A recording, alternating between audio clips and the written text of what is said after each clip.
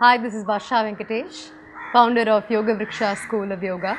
We're going to take you into some beginner arm balances.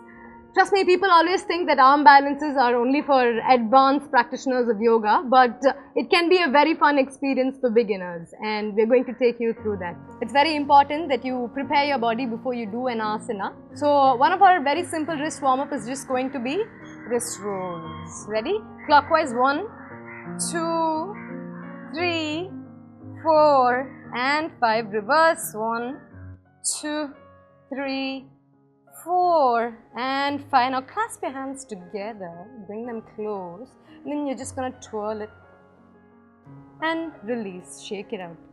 Do some finger pumps to get those forearms nice and warm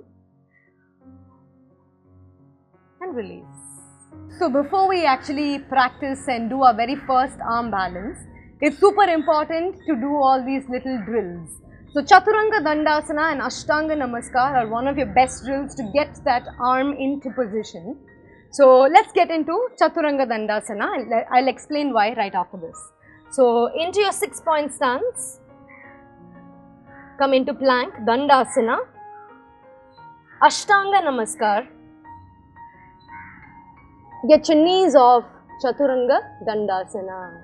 If you look at us right now, watch how our chest is actually barely hovering above the floor. Back, knees down to the floor, 6-point stance, back into Vajrasana and up. We'll start in a Malasana position. Make sure you push your knees out using your elbows. Get your hips down and chest up. Crown of the head going nice and tall. Stay in this position. 1, 2, 3, 4 and 5. Now we want to get the palms out and get our arms in the positioning of Chaturanga Dandasana. Look at the position of our hands. Now from here we're just going to start leaning forward.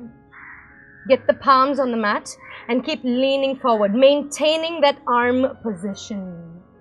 Get one leg off and then get the other leg off. And release.